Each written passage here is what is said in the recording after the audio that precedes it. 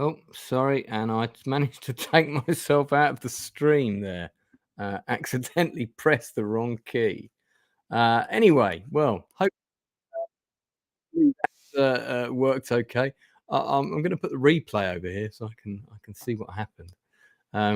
Welcome to my, I guess it's called the weekly roundup, but it's not really. It's because I don't do these every week because I like to do them with a guest. So I always try and make sure that there's someone available.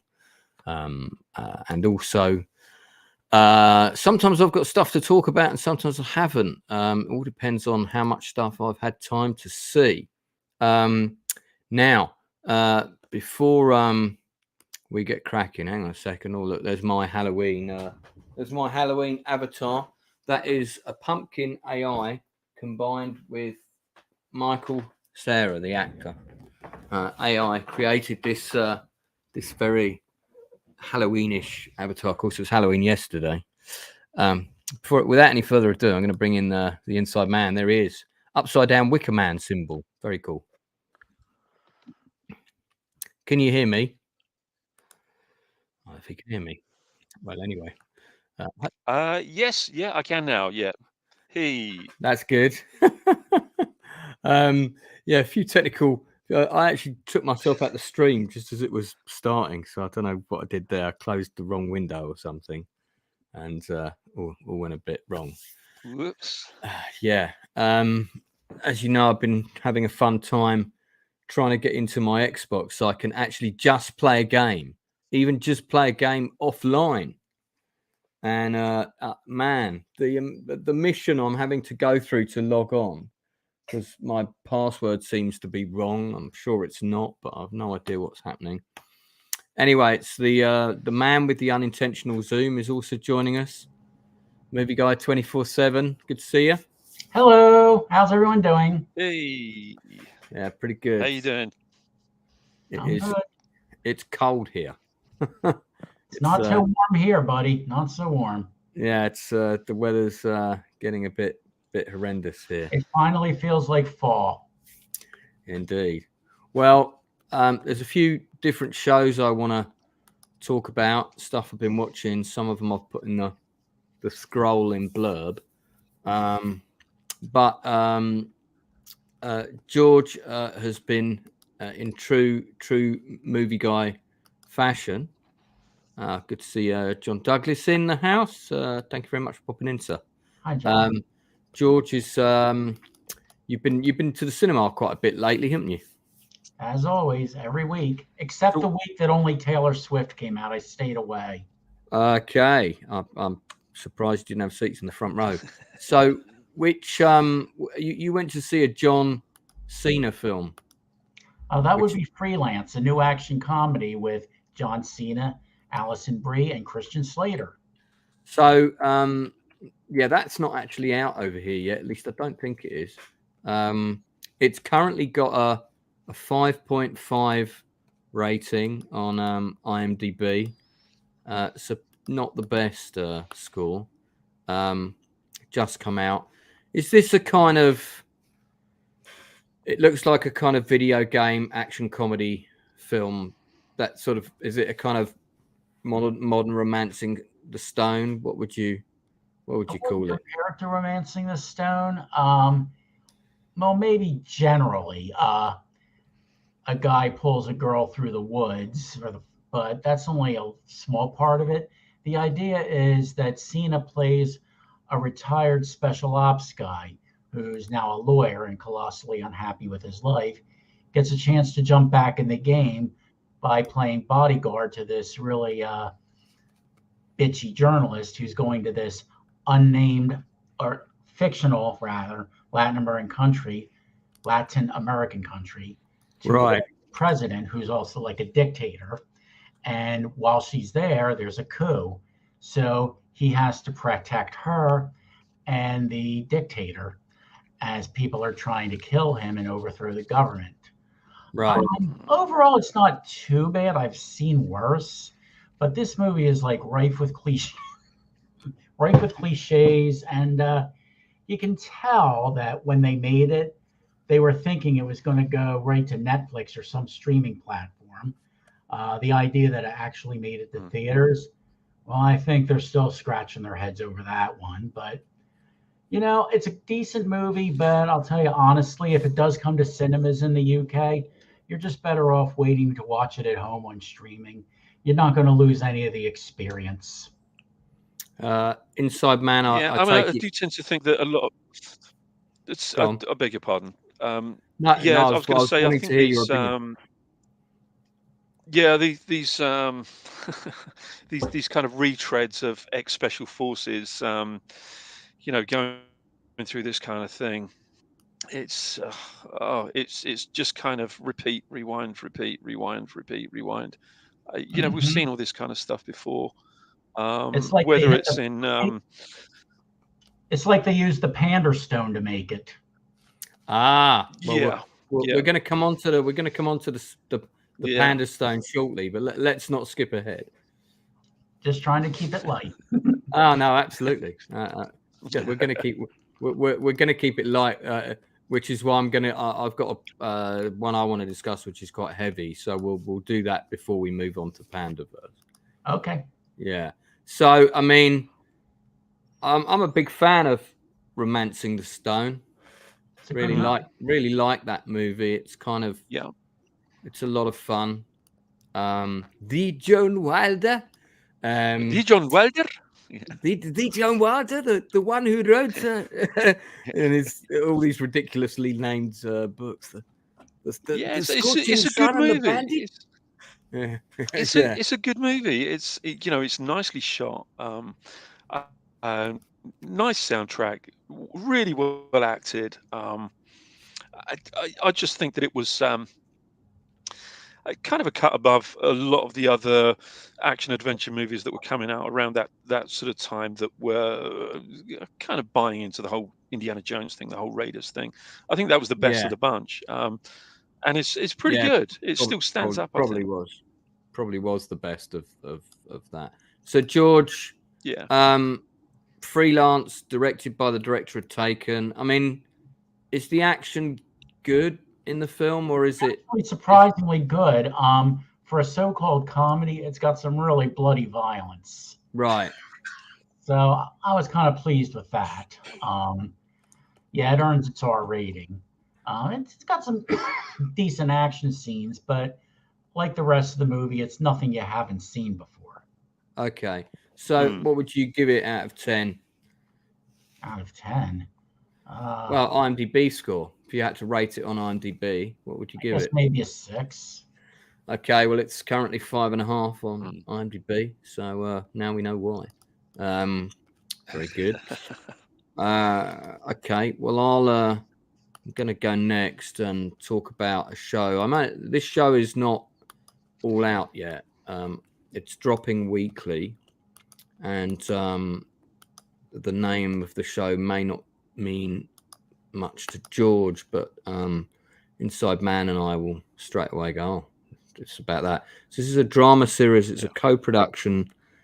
I'll probably do a longer, I might even do a video on it, actually. It's a Finnish Swedish co-production telling the true story of the Estonia, which is one of the biggest maritime catastrophes involving civilians, and we had a very similar one happen with the Townsend Torrenson ferry in Zeebrugge that went to sea with the bow doors open, and the ship was Herald of Free Enterprise, I think. Was it Herald of Free Enterprise, was it? Yeah, and the whole ship turned upside down, and fortunately it was in shallow water, so a lot more people were able to be rescued. The Estonia was in very rough seas, and the bow sort of gate at the front of the ship, I forget what they call it, but was ripped off. Some people think it may have had a collision with a submarine. Certainly there was a massive bang that was heard. There was a couple of bangs at least, and then water was coming in the front, and the whole ferry capsized within 34 minutes. I think 850 people lost their lives roughly. Shocking. Yeah, terrible. And I think only around maybe 50 were rescued. I'm not even sure it was that many. This is incredibly well done. It's each episode focuses on, I've only seen 3 so far, but each episode focuses on a slightly different aspect of the narrative. So the third episode, for example, is called Mayday, and that's told from the perspective of the other ships, and then the people on the other ships then being interviewed as part of the inquiry. The second episode comes from a different perspective, and so on. The first episode is really about the people that were on board. I think there's going to be 8 altogether, but it's really moving. I'm kind of glad I'm watching it weekly, because it's quite a difficult watch, but it's extremely well made. The water stuff is really well handled. I'm surprised that there's not been a drama about it before, but the debate about what happens has actually been raging back and forth, and the victims' families still don't think they really know the truth. And at one point, they tried to cover the wreck with rocks and sand and stuff under the auspices of stopping people from diving down to the wreck. As soon as the families got wind of this, they're like, "What the fuck are you doing?" And then there was an unofficial dive on the wreck which discovered a hole in the side of the ship. So there's there's a lot that we still don't know about what really happened. But it's a powerful piece. I highly recommend it. I give it 8 out of 10 based on the 3 episodes I've seen so far. Yeah, it's funny you actually say that about. I was actually going to take in the whole lot in one big gulp, as it were. But I mean, if it's as heavy as you say, then maybe I may have to kind of spread those out a little bit rather than taking them all in. I don't think they're all out anyway. They haven't dropped them all. They are just dropping weekly. Yeah, so even if yeah. you want to see it, I mean, I probably would, to be honest, knowing me, I probably would have watched them all if they were. There's also a very good 5-part documentary with the same name that was made in 2020, and that's a very good series, and again focuses on a slightly different thing each episode, and includes the illegal dive that happened where they found the hole and stuff like that. So I recommend it. Good show. Like I said, I'll probably when I've seen it all, I'll probably do a more detailed analysis of it. Inside Man, what have you seen in the last few weeks? Anything in particular? Oh, crikey. A lot. I think, we did mention, I mean, I don't know how in depth you'd like me to go into this, but I did watch The Reckoning. We did kind of sort of touch on this a little while ago, you and I. But, if you're okay with me going through that, I know you have opinions of it. And I think that they're pretty similar to mine, to be honest with you. Are we okay to go into that? The Reckoning? Yeah, we don't need to do a massive. Tonight's more about sort of quick recommendations or warnings, depending on. It was. Have I seen that? Yeah. Yeah. Sorry, the Steve Coogan thing. The Jimmy Savile. Yeah. With Coogan playing. Yeah, absolutely. Let's talk about it. Yeah, I think. Yeah, I mean, he. I mean, let's start off with his performance. I mean, his performance Actually, sorry, I'll back up slightly. For anybody who doesn't actually know, it's the story of the disgusting pig, Jimmy Savile, who was employed by the BBC, who systematically covered up his wrongdoings throughout his time at the BBC. Yeah. Yeah, this kind of goes through a certain amount of the story. But to start off with, I mean, his performance was absolutely outstanding. I mean, there were Yeah, moments it's good. where I was watching this and I thought, "Oh my God, this is like watching the guy." Yeah. He was fantastic. Um, I thought it was kind of it was a story that look, it was a story for me. I thought it more or less directed itself. It wasn't like it needed a particularly a particularly talented director to do it, and that's taking nothing away from the director who did, because I know he's done very, very similar stuff before. I think he did something on the Yorkshire Ripper a few years back, and a Right. couple of other. I can't for the life of me. You'd have to excuse me. I can't remember the gentleman's name, but nonetheless, the performances were incredible. I think it was really helped by having the victims at the beginning of the episodes explaining the impact. It was kind of almost like an impact statement of things that Yeah, occurred. from there was like a little sort of vignette with the real people.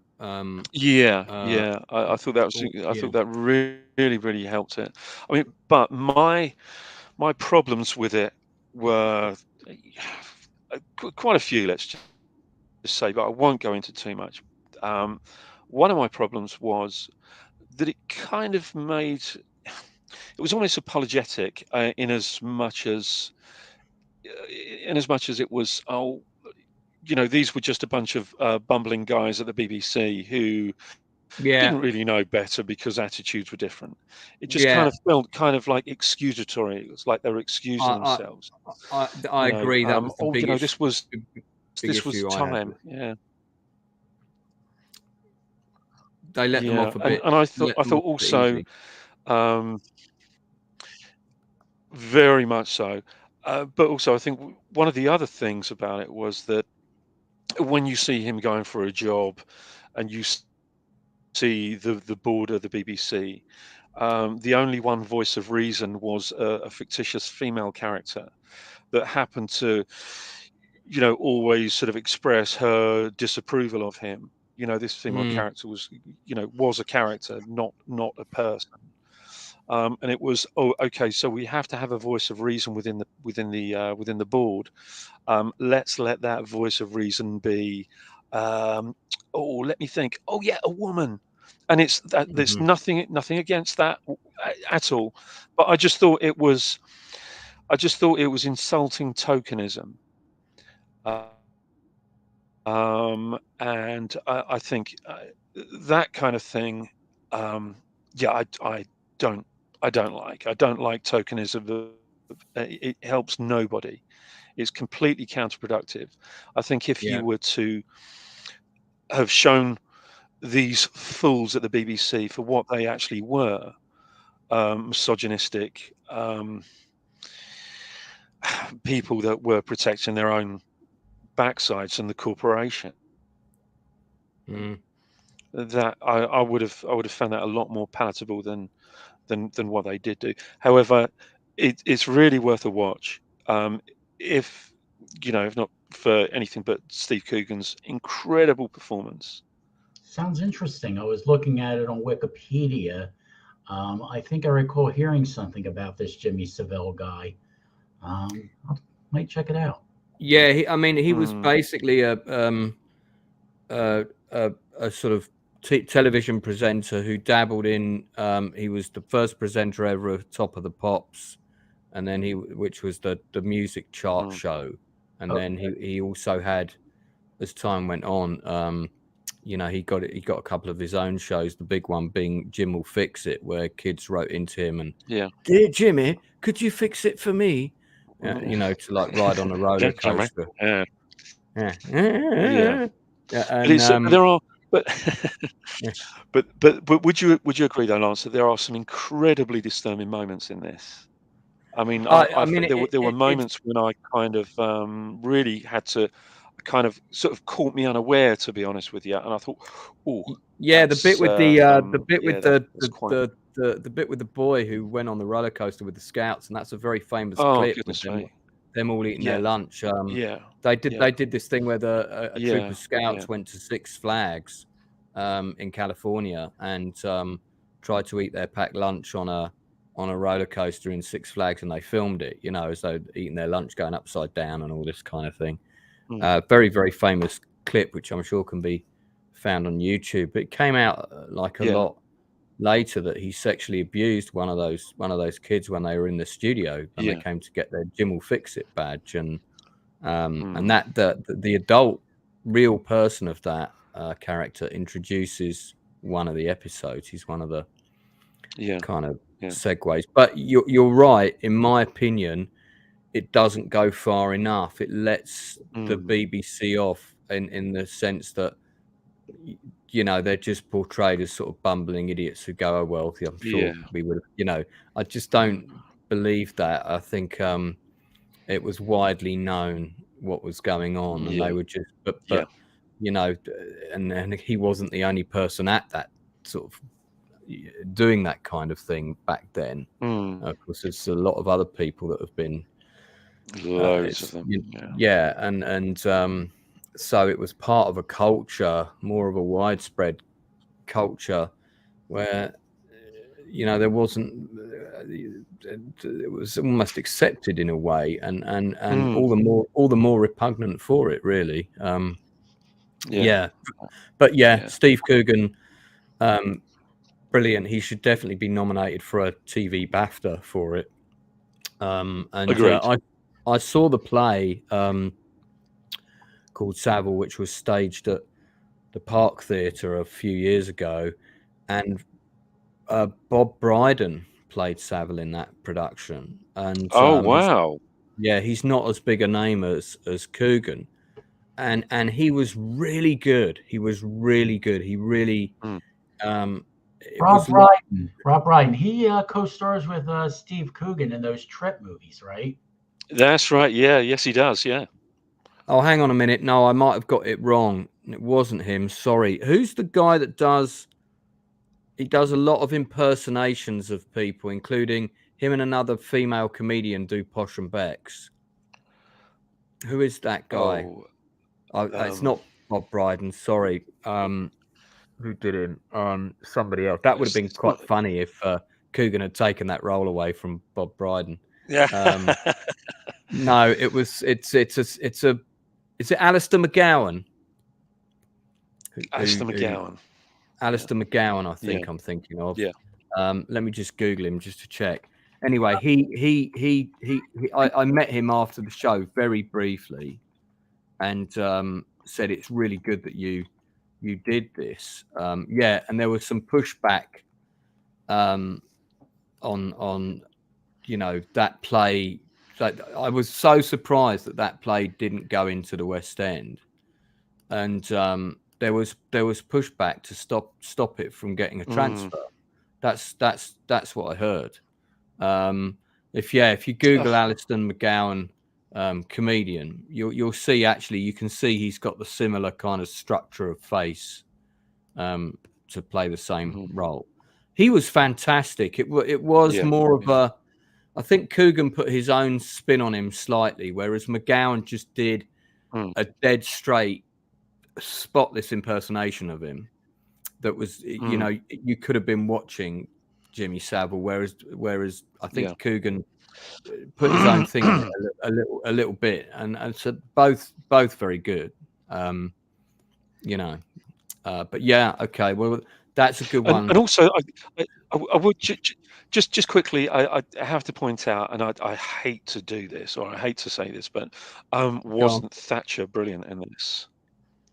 Wasn't the actress Thatcher fantastic? And I thought the actress who played Thatcher was she reminded me of Patricia Hodge, who'd played her previously. Yes, yeah. The actress's name is Fenella Wolgar. That's right. She really reminded me of Patricia Hodge, and I did wonder if it was Patricia Hodge's daughter, at one point. She's very good. Yeah, well, we should look out for Fenella Wolgar. She's going to be in some other interesting things coming up. Very much so, yeah. Me and Movie Guy have both seen Killers of the Flower Moon. Excellent film. I mean, it is good, but I got some criticisms of it, but I've got a lot of praise for it as well. But I do want to talk about this facial expression, which is. But before that, Inside Man, have you seen it yet or not? I've not seen it yet, no. But I am due to, yeah. You've been doing. I'm fine with you. You've been doing silly things like working on film sets again and stuff, haven't you? It's some such rubbish. Yeah. Well, I mean, we'll talk about it briefly. My take on it is this: it's a really good movie, brilliant production design, fantastic costume, art direction, all of that, sets. Yeah. Visual effects are almost seamless, and Scorsese clearly let the actors breathe. I think Scorsese thought this is probably going to be his last movie, just because of his age and everything. I'm not saying he plans on stopping working. I hope he doesn't, but he may well have been in his head thinking, I might only have another 6 months in me. So he really let the actors breathe. But the downside to that is a lot of the scenes, and it really is it's got that at the very beginning of the film. It's quite misleading. The first 10 minutes of it have got that kind of Casino Goodfellas pace, style narration, lots of quick cuts, setting up the story, and then the whole thing completely slows down, and it's this kind of simmering pan of evil that of people that are swirling around these Indians and knocking them off until it all comes crashing down at the end. But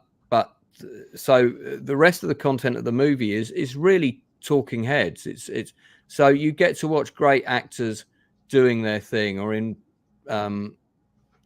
Leo's case, doing his turned down mouth throughout the entire movie, which I found a bit it kind of grated on me after a while, because I thought surely this character can actually smile occasionally.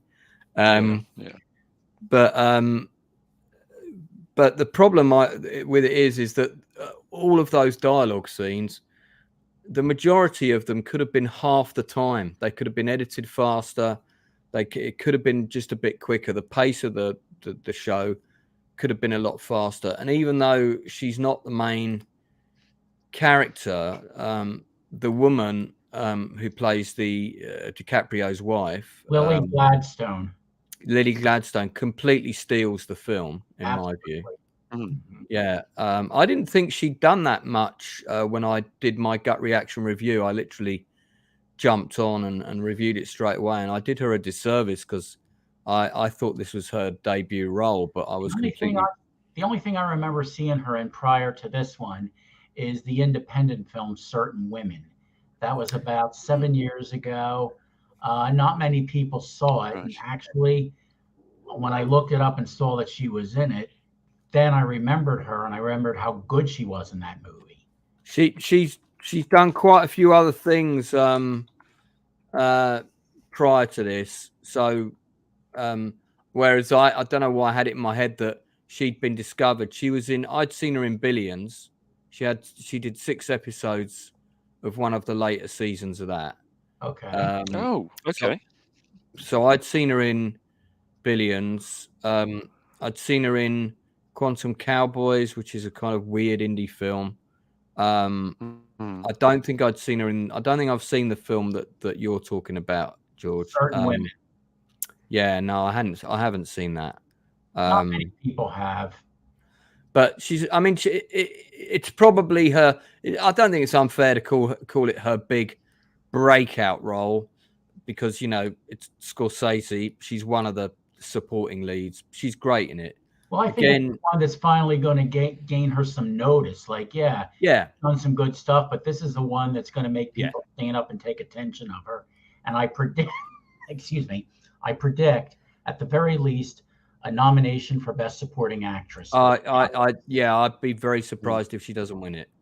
She'll definitely get a nom for sure. We'll have to see who else is nominated. She's the leading contender right now. Yeah, but we have to see what comes out through it. Well, the rest of the year. So. We're coming into the award season releases now. Anyway, we're going to have a whole load of. That's correct. But I just, the film is 3.5 hours, and it didn't whiz by for me. Some people say it whizzes by. For me, it didn't whiz by. But what really annoyed me was at the beginning of the movie, they put this performance will have an interval, and I was like, great. So you get into that psychology of, well, after some time between 90 minutes and 2 hours, I'm going to be able to nip out for a wee without missing anything. Unfortunately, this particular cinema just left that on all of the showings, but they were not. There was no interval, so I had to go out twice, man. I like made it to the 2 hour mark, then I broke the dam, and then when I got to the 3 hour mark, I had to go again. So I timed it so that I could see we're going into a talking heads, 2 actors, big dialogue scene, and I'd be like, right, I'd shoot out, I'd come back, and they'd still be on that scene every time I went out. So I was able to sort of judge it. But I knew going in there wouldn't be an intermission. I checked with someone at the theater. He checked. Right. They didn't even have what you were talking about, announcing an interval before. They didn't have that. Yeah, it was a big caption thing that came up on the front. You didn't get that. Now, the 3.5 hours, I'll grant it didn't whiz by, but you know what? The movie was consistently compelling. It always kept my interest. Sure. And I wasn't bored all the way through. Last 15 minutes, the bladder was starting to knock at the door like, are we going to go soon? But I made it through. 55 years old, made it through. Yay! You got to take your wins where you can. But I think you should get a badge for that. I thought it was a fantastic film. I didn't really see. I can see where you might find it slow. I can see where some would find it slow.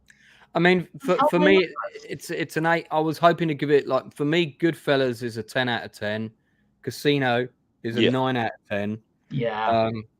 And I was thinking for me this is going to be another 9 out of 10, but it's an 8 out of 10 for me. The issues I have are that I feel that this is the Indians' story, except that really, unfortunately, it's the story of De Niro and DiCaprio's characters. They're the leads. I feel like actually those roles, those characters, should have been secondary, and I would have quite liked to have seen the whole story told from the Indians' point of view. But more with the commercial. That wouldn't be commercial enough for audiences. No, I get that, but hey, you know, I expect filmmakers. I expect a filmmaker like Scorsese to be able to make brave decisions like that, and he certainly can. It should have been told from the Indians' point of view. Yeah, absolutely. Yeah. But I see why Scorsese did what he did. And when you have a moment, when I have pause, I can tell you why there's no more intermissions in these long movies. Yeah. I mean, I don't mind the running time because, you know, Scorsese was being indulgent with his actors. I get it. It was his last film. But you just kind of need to know that going in, that's what's happening. It could have been shorter. I also think somebody else mentioned we're getting to a stage where when people want to make longer films that get a cinema release, of course, when it's on Netflix or Amazon or whatever, you don't really care how long it is because you can hit the pause button. So, you know, there is a conversation about running times. But of course, you know, if they had done a shorter version of it for cinema and then said, but the longer cut is coming out on Netflix in 2 months' time, I would have demanded that the longer cut get a cinema release. So we would have all been asking for this cut if we hadn't have got it. So I'm still waiting for the 3.5 hour cut of Elvis, that movie from last year. Right. That'd be interesting. See, DiCaprio's face, which is like this all the way through the movie, that's my face after 90 minutes, thinking I need a wee. How long can I hold on? I was doing DiCaprio's face. Oh, he smiles there though. Look, that's probably the only time in the film he smiles. Like, I think it's maybe with a scene with Lily Gladstone as well. Oh, there's another one. There's another one. But he does do this thing where he turns his face like right down, and I was like, I can see what he's doing. He's really making the character as different as he can. He's trying to imitate De Niro, I think, with that expression. A little bit of that going on, yeah. De Niro's proper evil in this movie, and I mean, I think the movie is kinder to DiCaprio's character than it needs to be.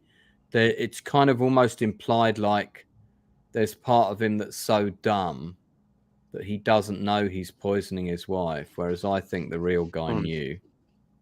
He had to have known. Yeah, and it's interesting that those doctors as well, you know, the ones that were going around, basically kind of they were in on it, and I don't think they ever got legally brought to book. But yeah, a good film. I mean, 8 out of 10 for me. But George, is it a 9 out of 10 for you? I would say a 9.5 out of 10.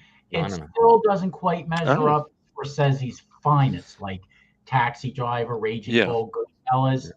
I think it's better than a lot of his work. I was pointing that out. He's only ever made one truly bad film, and which one was that? Silence, the one about the priests. I don't think I've seen that. Oh yeah. Okay. In that. I wasn't the biggest fan of Shutter Island, I'll be honest. I liked it. I mean, it's all right, but I worked out the twist halfway through. It's just that Silence movie, it was 16th century priests. It was long. It was boring. I don't know. I saw it the one time, fought to stay awake. I don't remember a lot about it, except I thought, Scorsese, you really botched the job this time. That's the one. Yeah, he actually said he said with Silence. I think he said that this was the movie that his whole career was working towards. This was the one movie that he always wanted to make. Really? I know it was kind of, yeah, it was kind of.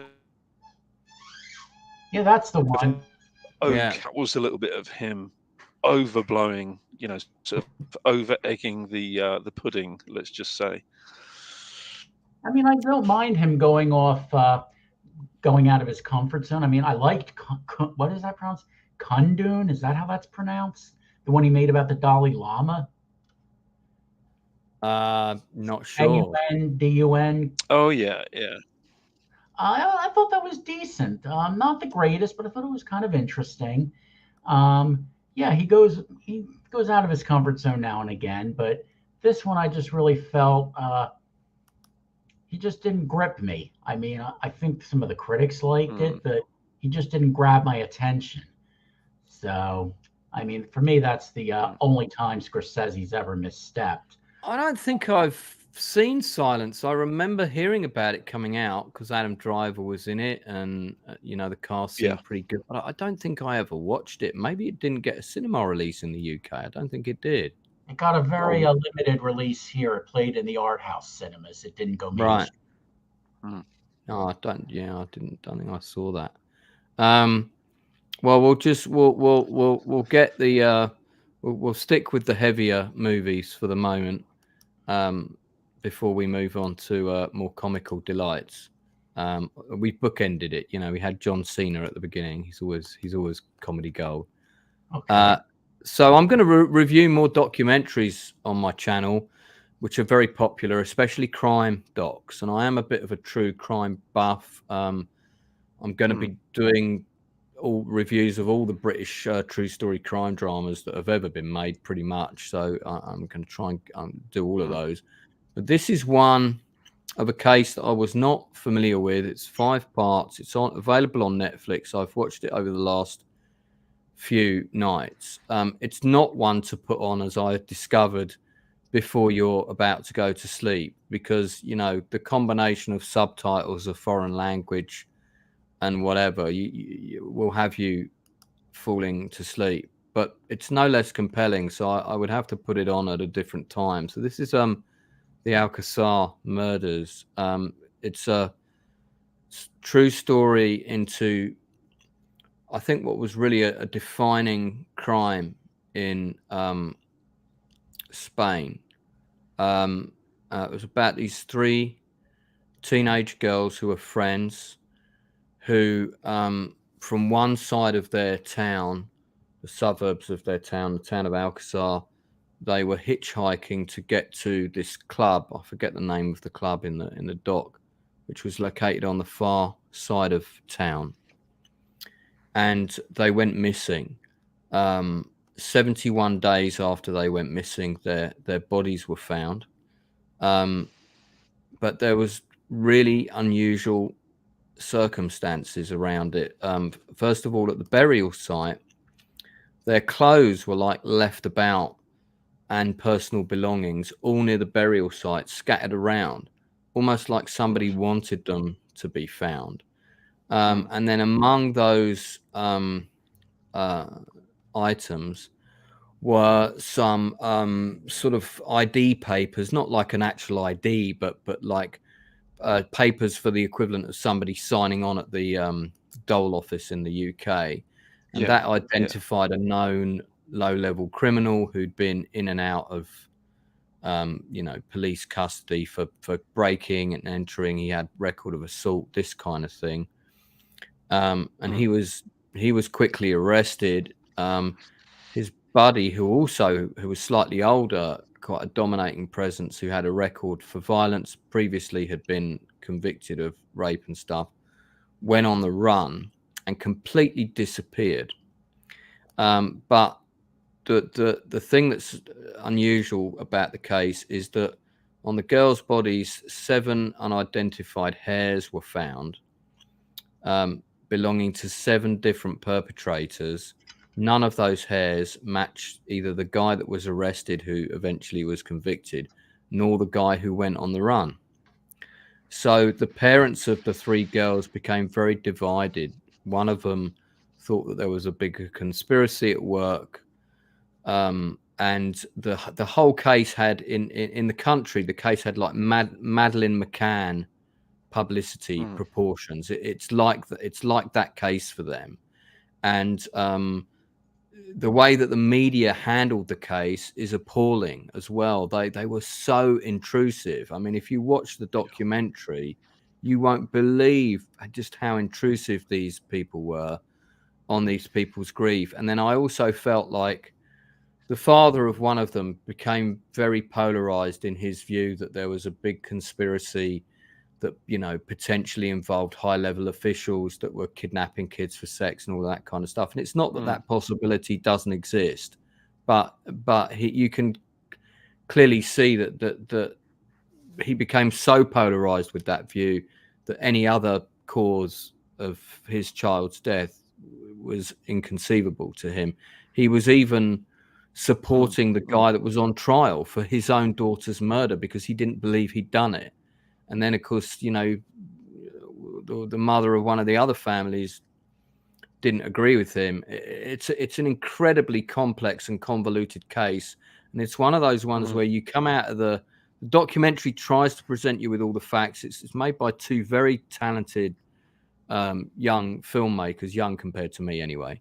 And good to see you, Jay. Thanks for popping in. Smilex, thanks for popping in. And listen, if you like a true crime story, it's a really good one. And I'd be very interested to pick this up another time when you've both seen it. And, I'd like. Yeah, it sounds absolutely compelling. Yeah, and listen to your views. And I'm quite surprised that there hasn't been a drama series because Spain and Portugal and whatnot are making really good drama shows at the moment. I'm surprised they haven't done a straight drama about it yet.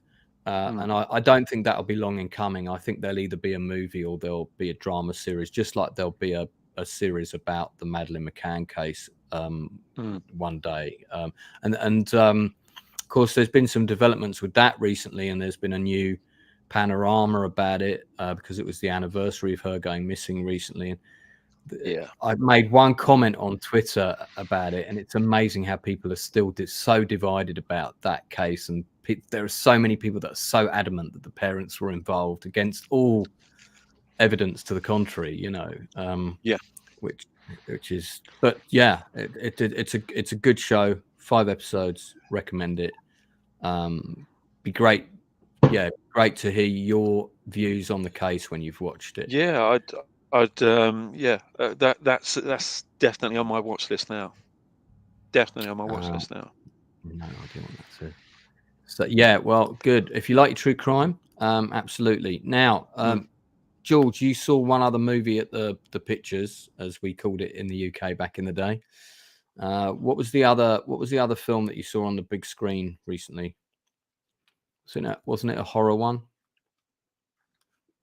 Oh, is he frozen? I think he's frozen. He's frozen. Oh, no. Okay. Well, we'll come back to Movie Guy 24/7 in just a second. But for the moment, he's Movie Guy 1/3. So he's not. Okay, well, let me jump to you inside, man. What else have you seen before I move on to South Park? I'll keep it very, very brief, to be honest with you. The Creator. That's right.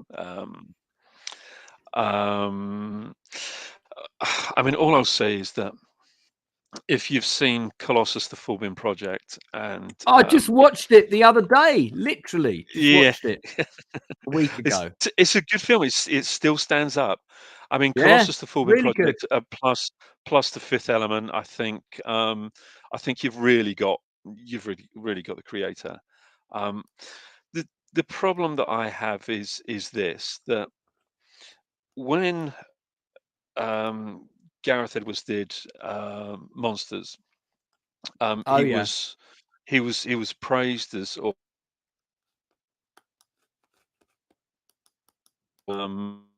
messiah of indie movies, this next big thing of indie movies, and then of course he wasn't, and he isn't, and and I think the kind of independent, the sort of independent fan in me was really hoping that he was going to be that next person that was going to blaze that indie trail. And he really didn't. And I think it's really quite sad. And I just thought, so you're going to talk about The Creator now, I'm guessing. With something that's being touted as being, with something being, so commercial, I think it's so far away from what he was and what I was hoping he was going to be. Right. And it's just not as original as I think.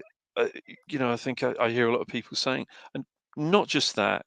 I think it's also the thing that really put me off, that really kind of makes me want to reach for the sick bag, is as soon as somebody says, well, you're hearing the whole sort of publicity thing, or the little mini featurette documentaries, or in the trailers, this is an examination of what it means to be human.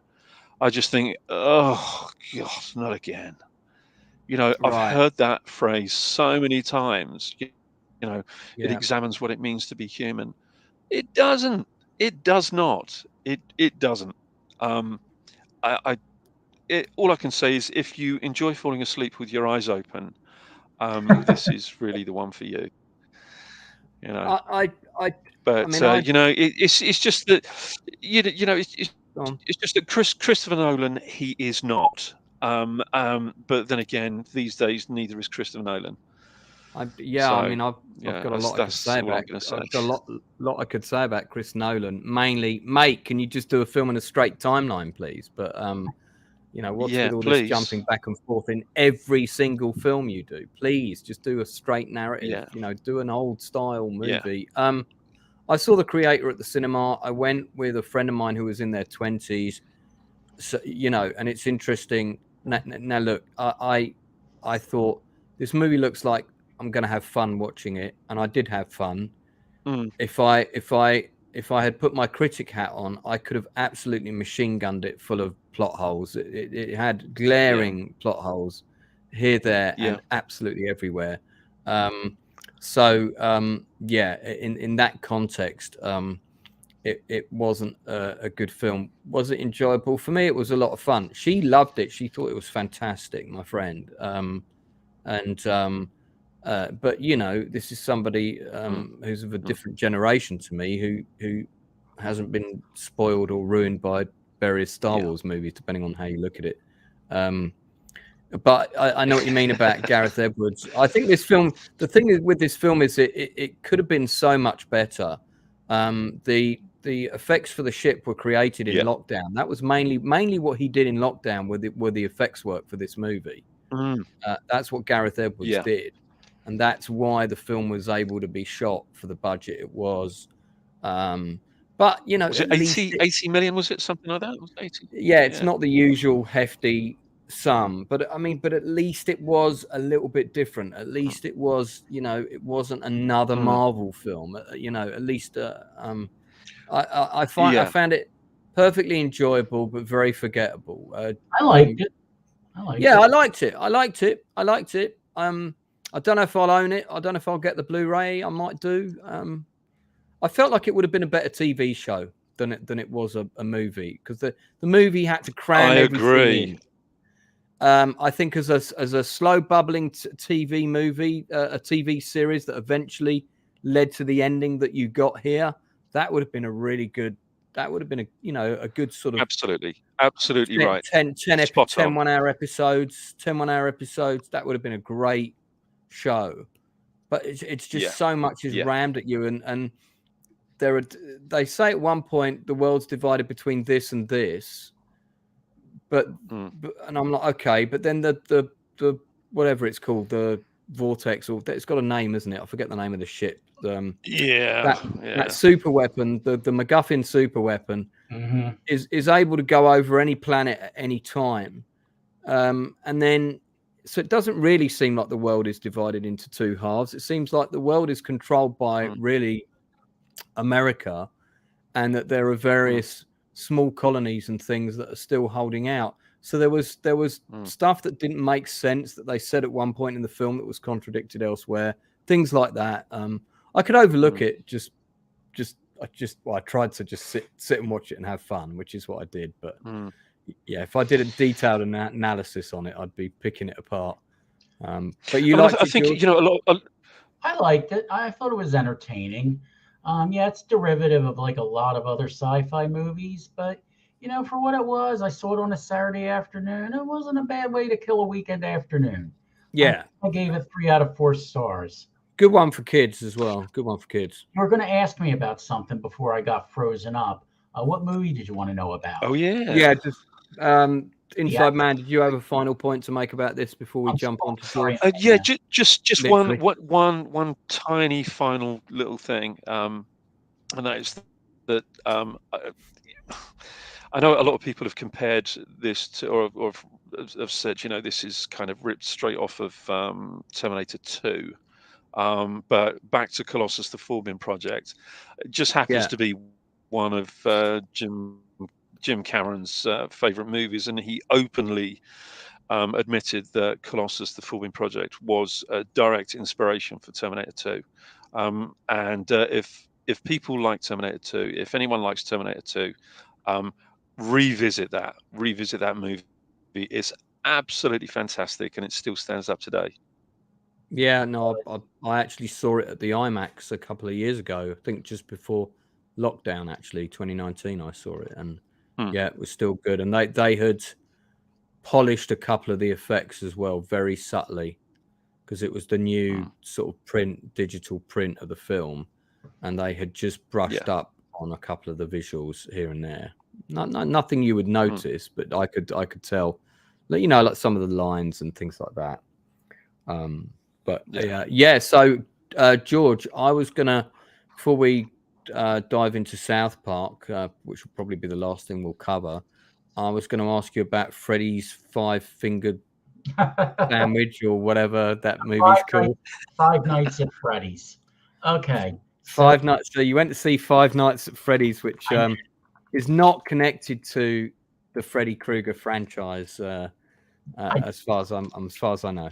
Okay, here's the funny part about that whole thing. Now, I did not know that it was a video game until a few hours before I saw the movie. Like that morning, I was writing the header for my review that I was going to write after I saw the movie. Right. And I go to Wikipedia to get the pertinent info I need. And that's when I find out it's an adaptation of a video game. So it's like, oh, okay, all right. So I get to the cinema. I was seeing something else beforehand. I was watching a documentary called After Death, which, by the way, sucks. It's really nothing more than a thinly veiled attempt to recruit more Christians. It's made by a faith. Yeah, I've seen the trailer for it. I think it's it's produced by one of the Christians. Well, in any event, I bumped into my two teenage nephews, and they're like, "Oh yeah, it's a popular video game. We've been playing it since we were kids." And then I get inside the movie, and I'm sitting next to a teenager who gave me a running commentary through the whole movie about what I should be noticing because I've never played the video game. I bet that really pleased the people sitting behind you. Well, he kept it quiet enough. And besides, the theater was already kind of riled up. They were cheering for bloody everything. I don't know if you guys have it where you are, but before the movie starts at my AMC, we have a commercial with Nicole Kidman saying, "Welcome to AMC. We make movies better." Right. It's been running for more than 2 years, and the teenagers still cheered at it. And I'm like, boy, this crowd is really enthusiastic. Do you mean they cheer at it, or do they jeer at it? No, they were cheering, applauding. Jeer at it. Seriously? Yeah, we don't have that over here. We do have Mark Strong coming on occasionally, going hello, and then I think we've got the guy from Star Wars. He's doing turn off your phones as well. Oh God, the name's gone out of my head now. Well, in any event, that was all the stuff preceding the movie. The movie itself, look, I can't compare it to the video game. I don't know. It's a movie. It was all right. It was interesting. I think they could have done a lot more with the premise. And even though I know it's meant for teens, I think it might have fared, might have fared better as an R-rated horror movie. So a troubled security guard begins working at Freddy Fazbear's Pizza, which is like Chuck E. Cheese. During his first night on the job, he realizes the night shift won't be easy to get through. Pretty soon. Yeah, that sounds about right. Yeah. All right. So the animatronic kind of animals, it's a bit like an adult version of Toy Story. They kind of come alive at night and start murdering people, sort of thing. Did you ever hear of Chuck E. Cheese? Yeah. Well, it's gone bankrupt now, I think. I don't know, but that's what the place in Five Nights at Freddy's like. It's like a Chuck E. Cheese type restaurant. And the idea is that these animatronics are, well, I'm not going to ruin that spoil for you. There's a connection to a bunch of child murders that took place in the 80s, which is why the place is now shut down. And the security guard makes some pretty wild discoveries. It's interesting, like I said. Yeah, man. Well, you said until you were going to the movie, you didn't know it was based on a video game. I didn't know it was based on a video game until 2 minutes ago. So until you told me, basically, it kind of actually looks. It's got a bit of a Killer Clowns from Outer Space vibe. Well, that movie was fun. That movie's the better movie, Killer Clowns. Chuck E. Cheese was bought by the owners of the franchise and is doing fine. Yeah, I just remember Chuck E. Cheese was on the verge of bankruptcy at one point. So I guess there's one a few blocks, one about less than a mile away from me. I've never been inside, but Well, it's for kids' birthday parties, isn't it? It came along long after I passed that age, so I've never had a reason to go in there. I feel we're missing out on just seeing some pickies of these creatures. Oh, hang on, I went back to the creator. We don't want to. Oh no, I'm on the right page. That's you are. So yeah. Sorry, I was just on my computer. Yeah, that cupcake he's holding, that's a killer cupcake. Yeah, Matthew Lillard has got old, man. It's funny because I always think of him as Whistler. Isn't he Whistler or No, he's not Whistler. That's the other guy. But Matthew Lillard always played like the loud jock in a lot of stuff. He was in the live action version of a Scooby-Doo about 20 years ago. Yeah, that's right. Played Shaggy, didn't he? He played Shaggy. Yeah. But And he did was also in the first Scream movie. That's right. Yeah, he was one of the killers actually in sorry, spoiler alert for anyone who hasn't seen it. I like Josh Hutcherson as an actor. He's good. Yeah. Do you know what? I quite fancy this. I think this might be a lot. This looks like it's quite good fun. So what would you give Five Nights at Freddy's out of 10 on IMDb? I guess maybe a 6. I grade on a scale of 0 to 4 stars. I gave it 2.5 stars for what it's worth. So however that translates into your scale. I think that you'd probably call that about 6.5 out of 10, probably. Maybe. It's not horrible. I've seen worse, but sure. Well, it's for kids. It's for the teenagers. They're liking it. It made like 80 million in its opening weekend. Right. So, hey, they're enjoying it. Good for them. Good for them. It's better than The Exorcist Believer. Yeah, that was the other movie that you saw in this week, which is, I mean, is it supposed to be an Exorcist sequel? It's a direct sequel to The Exorcist, and it's a retcon job, meaning none of the other sequels are supposed to exist. This picks up. This is a basic. Yeah. This is a total follow-up to the first movie only. They bring back Ellen Burstyn's character. Right. The movie's horrible. There's a lot of things wrong with it. Like, I couldn't get past the group exorcism in the finale. A group exorcism. But what really killed it for me was the bad CGI. It just takes you out of the picture. And I probably should not have watched the original Exorcist like a week before I saw it. That was so fresh in my mind, and how brilliant that first movie was, the awesome special effects, and how genuinely unsettling it is. This one doesn't even deserve to be mentioned in the same breath. It's just, well, I guess that we can use this as a lead-in. It's pandering. Right. Okay. Yeah. Well, we can use that as a lead-in. Well, it's a reasonably well-known fact now that we reached a milestone in television history, possibly one of the best pieces of writing I've ever seen. South Park Pandaverse. Here's the board at Disney contemplating their profits, which are sliding down the toilet, and they're trying to understand what's going wrong.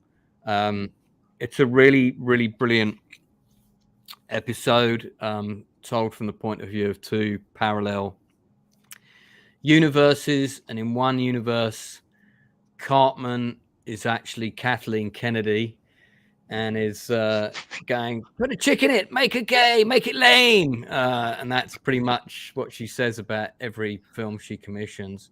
But what's really good about the episode is not just that it takes Disney to task for kind of rubbishing a lot of IPs, but it also has a bit of a bash at YouTubers who just constantly moan about everything. So I thought it was quite good in the sense that it didn't leave anybody out. And then there's a really cool side plot about how, Keith has mentioned it. He's interested to hear about the plumber in South Park.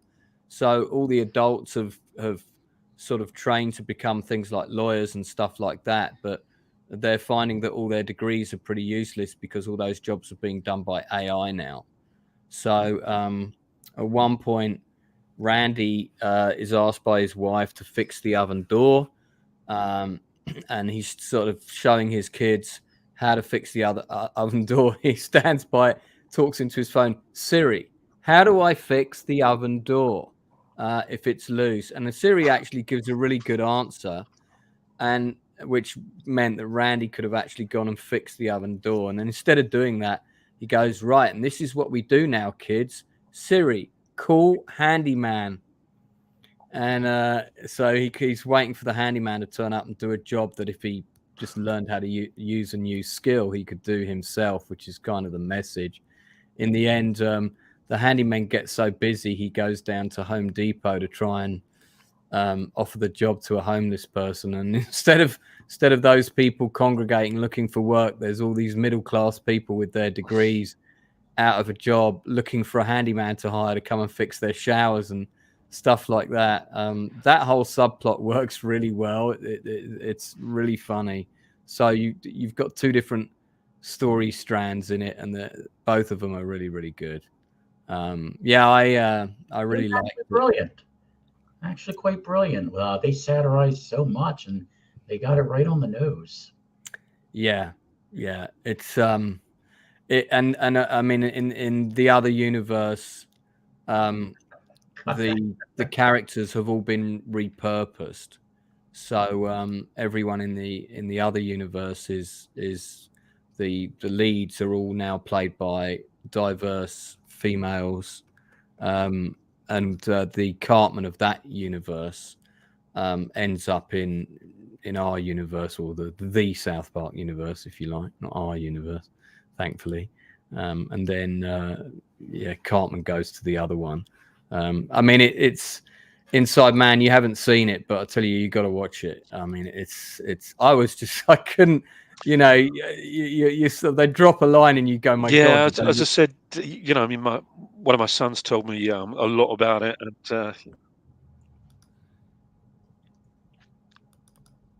well, it's as good as your son said.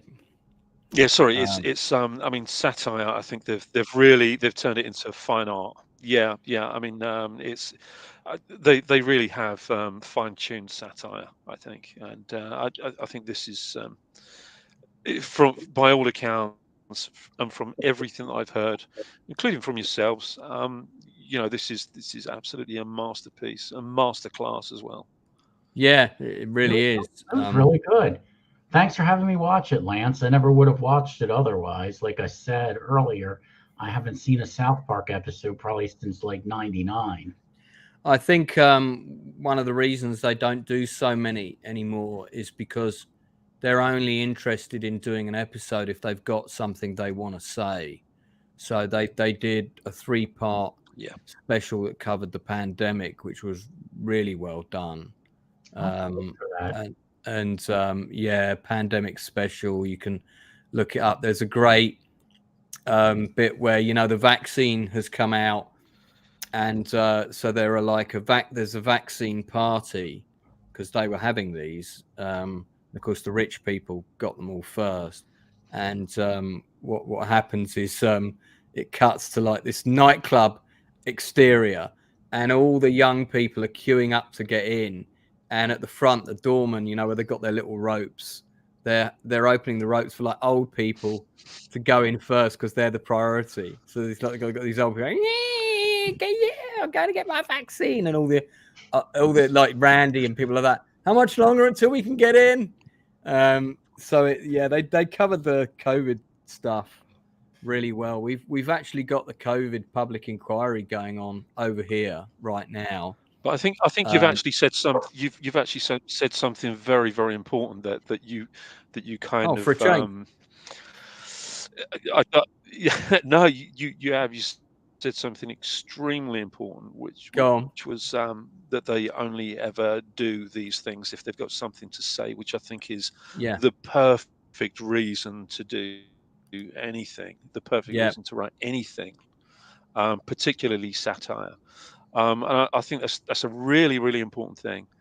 And as you know, as a writer, I mean, you know the amount of, given the body of your work, and the things that the subject matter that you've actually written about. You've written about things because you have something to say. And it is extremely important that if there are any writers that are actually listening to this, you know, that because I think that's, you know, it's such an important thing, and it's getting that kind of thing is really getting lost. Yeah. You know, I don't want to take things down a sort of a serious route whilst we're talking about satire, but you're spot on. You know, write something if you have something to say. Oh, I mean, And these guys are amazing at what they do. Yeah, Look at they how many are. years they've been doing it, Yeah. and look at how well honed and fine tuned it is. You know, they're so fine tuned. Their, you know, their writing is. I mean, it's incredible. It really is incredible writing. Yeah, and it's very, very clever as well, and that I think in the early days and probably around their kind of mid-season, a lot of people dismissed South Park because of the toilet humor that it often contained, you know, and I have to say I was always not very fond of the Mr. Hanky episodes personally. I just thought this just isn't making me laugh, but as time went on, especially the more recent stuff, is really incisive. I was just saying, the public inquiry that's going on about the pandemic in the UK at the minute, it's live streamed on YouTube every day, right? And they're just getting to the juicy witnesses now, because we just had Dominic Cummings, who was advisor to Boris Johnson, our prime minister, during the pandemic. He was on yesterday. Yeah, we got one of the key women in the same thing, and they were reading out Cummings's texts, you know, where he was calling people the C word and everything. Oh God, yeah, the F and C bombs, yeah. God. But the thing that came out about the pandemic with our government is that's become apparent in the inquiry is they absolutely were running around like chickens with their head cut off at the very worst, and at best they were just complacent and nonchalant and thought it was all going to go away, which is why they didn't cancel things like the Cheltenham racing event. I mean, it beggars belief, some of the stuff that's come out that you hear, and you think why are we letting these people run the country? You know, yeah. But if it wasn't true life, it would be, you know, it would be funny. And I when I was watching it, I was thinking, if I hadn't just done my last play and said it's my last play, I could do a really good satire set inside Number 10 about what they did and didn't do during the pandemic, which would be a lot of fun. But yeah. So, you know, but yeah, it's because they did a Kenneth Branagh did a drama where he played Boris. I did talk about it on one of these episodes actually, and he was very good, and it was a well-made drama. But I felt that the government got off on that drama very, very, very lightly, and even more so now I've seen this. Yeah. So you know, but yeah. So this episode of South Park, if you haven't seen it, if you've previously dismissed South Park as infantile, can guarantee you this episode will almost certainly change your mind.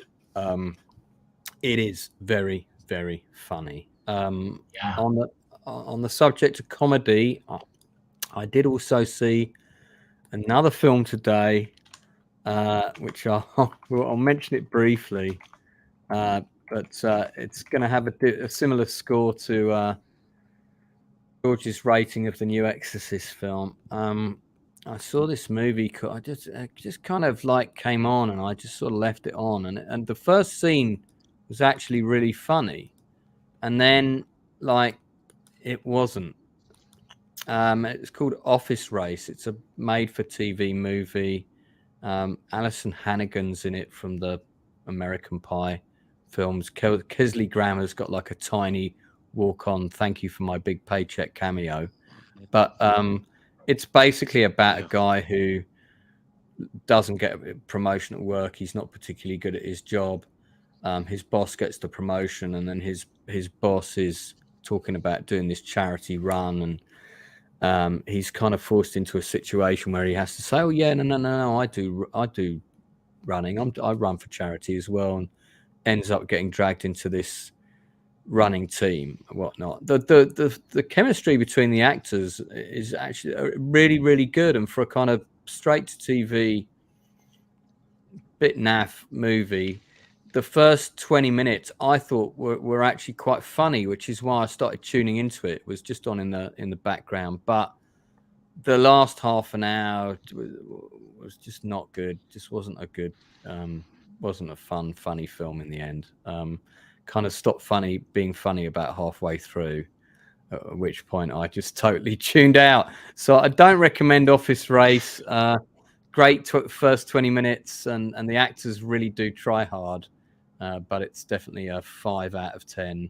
And that's generous. But that is the thing about comedy, isn't it? It's such a subjective thing. I mean, we're all frightened of the same thing, Sure, but we don't all laugh at the same thing. It's such a No. difficult thing, I think, to master. I mean, retro. whatever we like, and we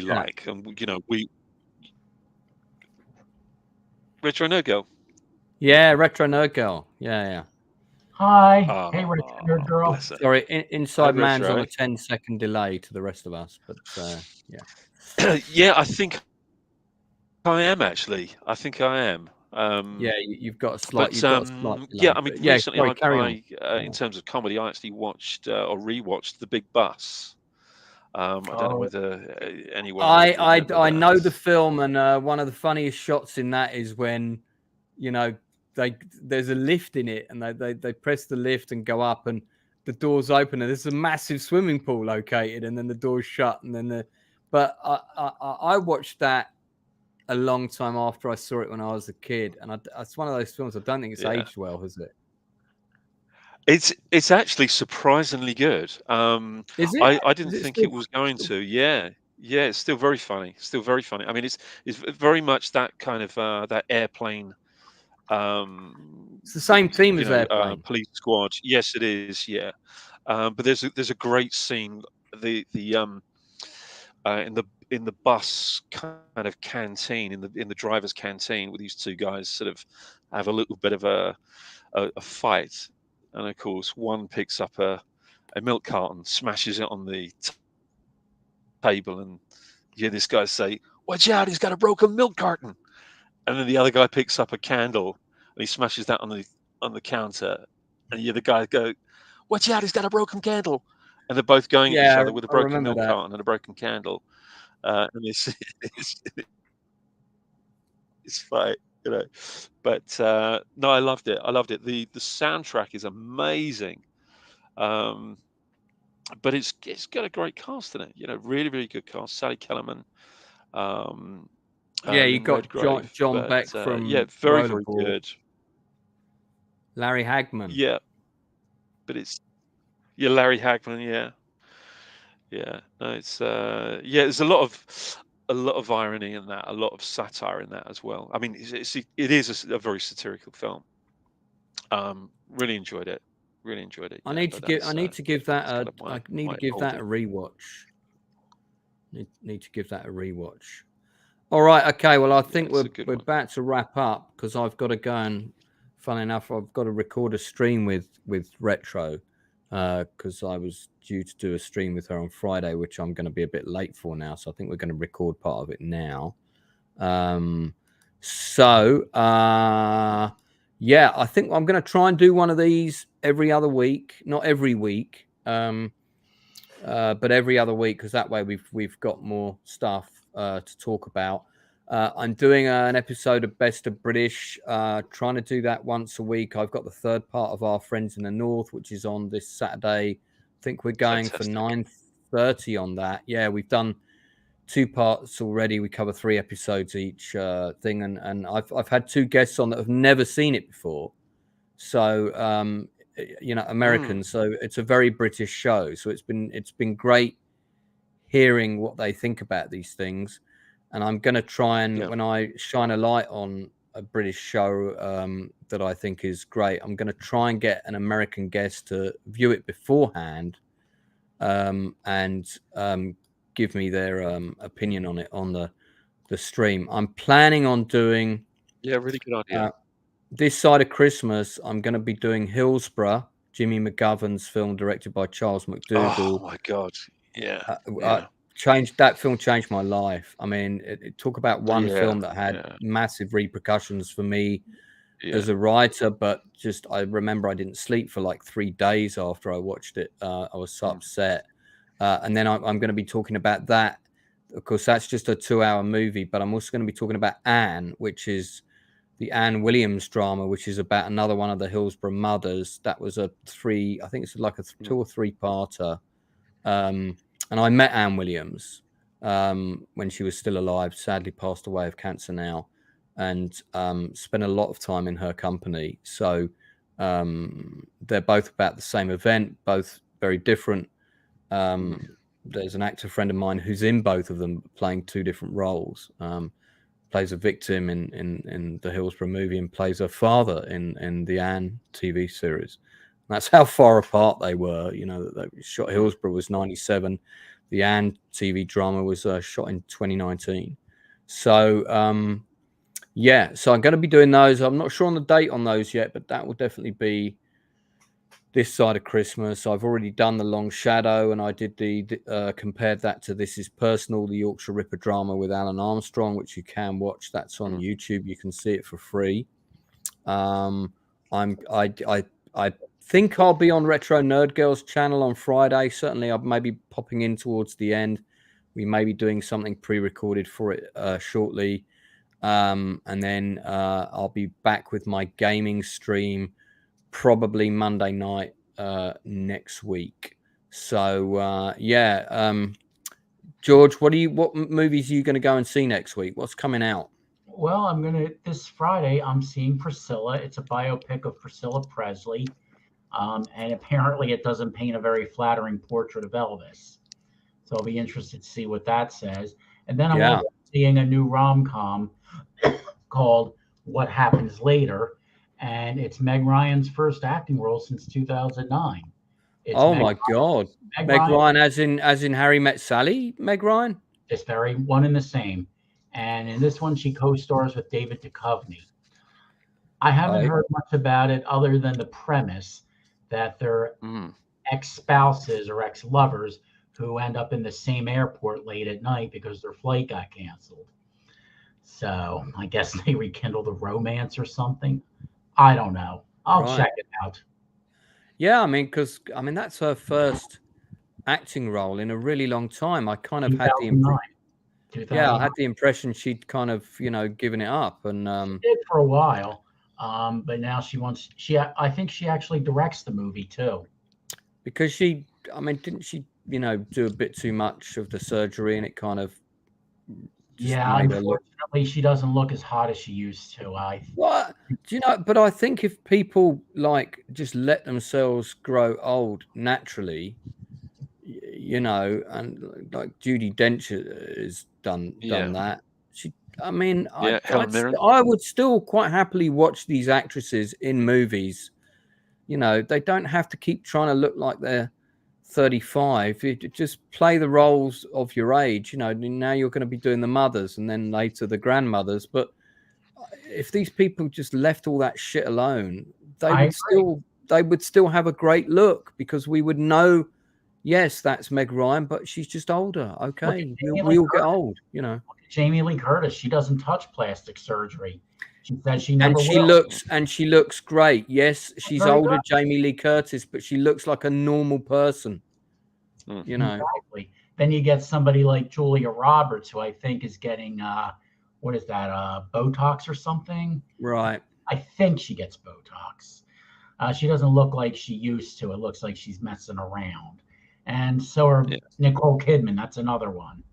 So they really don't need to mess with it. You're right. Just naturally.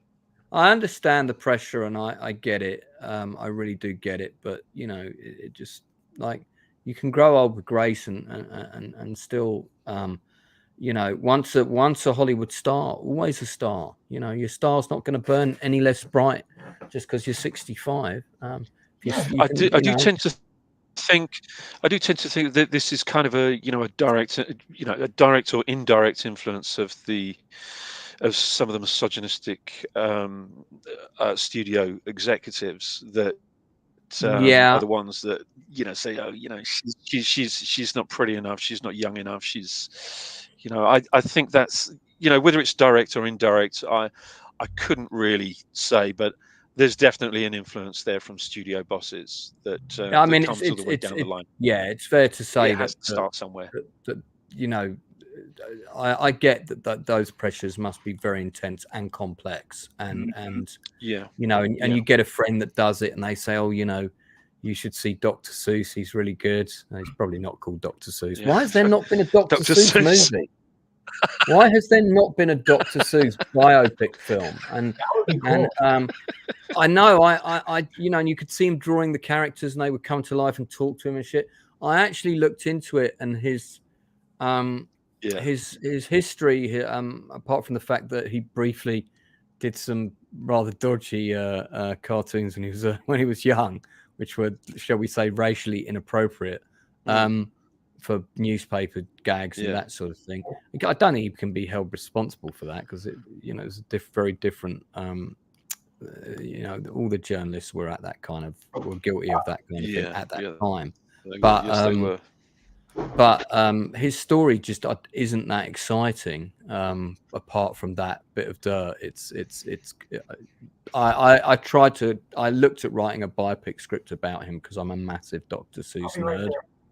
Lance, I gotta bow out. My wife just walked. That's all right. Well, we're calling it a night, so that's it from me, Movie Guy 24/7, and the Inside Man, and I've got to go and do this other stream anyway. Yeah.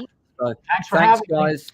Thanks for tuning in. Thanks for the chat. Thank you. And we'll see you all again soon. Okay, take care. Bye.